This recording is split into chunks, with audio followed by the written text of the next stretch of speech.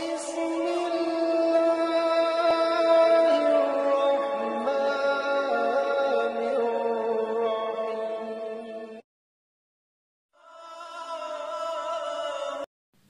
అనంత కరుణామయుడు అపార కృపాశీలుడు అయిన అల్లాహ్ పేరుతో ప్రారంభిస్తున్నాను. ఈ వీడియోను పూర్తిగా చివరి వరకు చూడండి. Please like, share and subscribe. Suratun Nisa. أعوذ بالله من الشيطان الرجيم. بسم الله الرحمن الرحيم. آية نمبر 1. يا أيها الناس اتقوا ربكم الذي خلقكم من نفس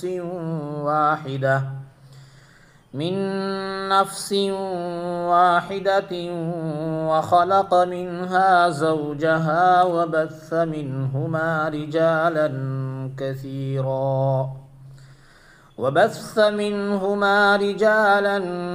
كثيرا ونساء واتقوا الله الذي تساءلون به والأرحام إن الله كان عليكم رقيبا. 4. అన్నిషా సూరా.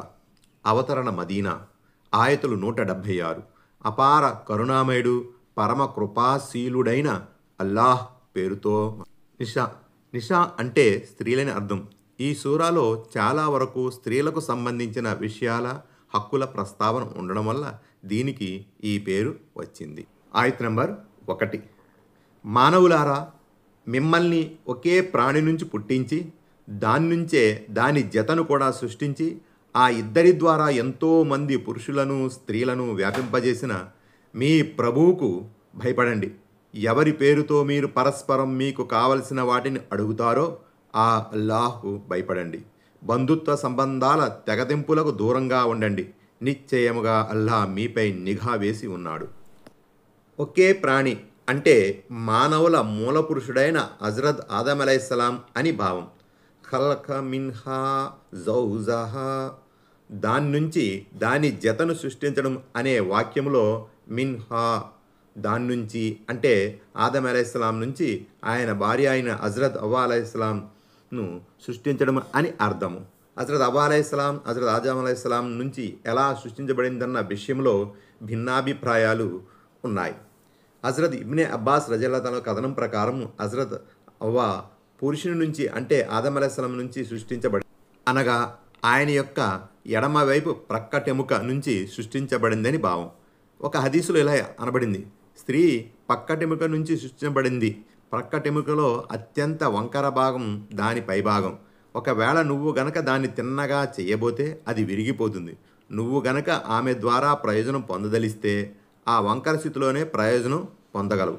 సహీ బుఖారీ కితాబు దయిల్ ఖల్క్, సహీ ముస్లిం కితాబుర్ రాజాయి.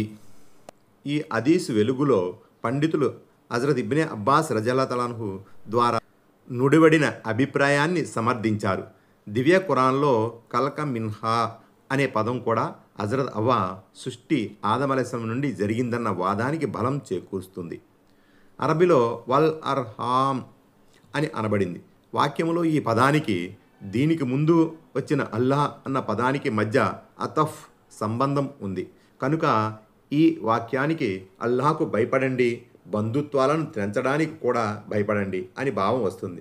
అర్హామ్ అని రహిమున్కు బహువచనం అంటే మాతృగర్భంతో ముడిపడి ఉన్న రక్త సంబంధాలు, బంధుత్వాలన్నమాట. మహ్రం వివాహ నిషిద్ధం చేయబడిన బంధువులు, గైర మహ్రం అంటే వివాహం నిషిద్ధం కాని బంధువులు. ఇరువురు కూడా అర్హామ్గానే పరిగణించబడతారు. బంధుత్వాలను తెంచడం ఘోర పాపం. దీన్ని ఖతే రహ్మీ బంధు విచ్చిత్తి అని అంటారు. బంధువులతో తత్సంబంధాలు ఎట్టి పరిస్థితుల్లోనైనా కొనసాగించాలని, వారి హక్కులను నెరవేర్చాలని హదీసుల్లో గట్టిగా తాకీదు చేయబడింది. ఇదెంతో గొప్ప పుణ్యకార్యమని కూడా చెప్పబడింది. దీన్ని సిలా రహ్మీ బంధుత్వ సత్సంబంధం అంటారు. ఆయత్ నంబర్ 2. وآتوا اليتامى أموالهم ولا تتبدلوا الخبيث بالطيب ولا تأكلوا أموالكم إلى أموالكم إنه كان حوبا كبيرا. ఆయత నంబర్ 2. తండ్రి లేని బిడ్డలకు వారి ఆస్తిని వారికి ఇవ్వండి. పరిశుద్ధమైన ధర్మసమ్మతమైన వస్తువులకు బదులు అపవిత్రమైన అధర్మమైన వస్తువులను తీసుకోకండి. మీ సొమ్ములతో పాటు వారి సొమ్మును కూడా కలగాపులగం చేసి స్వాహా చేయకండి. ముమ్మాటికి ఇది మహాపాతకమే. తండ్రి లేని బిడ్డలు యుక్త వయసుకు చేరుకోగానే లేక వారికి లోకజ్ఞానం రాగానే వారి ఆస్తిపాస్తులను వారికి అప్పజెప్పండి. కబీష్ అంటే పనికిరాని వస్తువులని, తయ్యీబ్ అంటే నాణ్యమైన వస్తువులని భావం.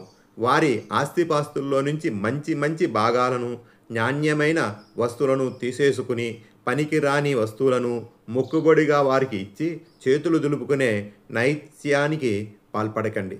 ఇలాంటి పనికి మాలిన వస్తువులను, అశుద్ధమైన వస్తువులు కబీస్గా, నాణ్యమైన వస్తువులను పవిత్రమైన వస్తువులు తయ్యీబ్గా అభివర్ణించి చెప్పదలుచుకున్నది ఏమిటంటే, మీరు ఏ వస్తువులను మేలైనవిగా తలపోసి కబళించారో అవే మీ పాలిట అపవిత్రంగా, అధర్మమైనవిగా, అశుభమైనవిగా పరిణమిస్తాయి. ఎందుకంటే మీ ఉద్దేశం మారిపోయింది. మీ సంకల్పంలో చెడుగు చోటు చేసుకుంది. కాబట్టి చెడు ఉద్దేశంతో ఒకరి సొమ్మును తమ సొమ్ములో కలిపి తినడం నిషేధం. ఒకవేళ శ్రేయోభిలాషులతో ఎదుటివారి సొమ్మును అభివృద్ధిపరిచే ఉద్దేశంతో తమ సొమ్ములో కలుపుకుంటే అట్టి సొమ్ములో నుంచి తినడం ధర్మసమ్మతమే. ఆయత్ నంబర్ 3. وإن خفتم ألا تقسطوا في اليتامى فانكحوا ما طاب لكم من النساء مثنى وثلاث ورباع فإن خفتم ألا تعدلوا فواحدة أو ما ملكت أيمانكم ذلك أدنى ألا تعولوا. ఆయత నంబర్ 3.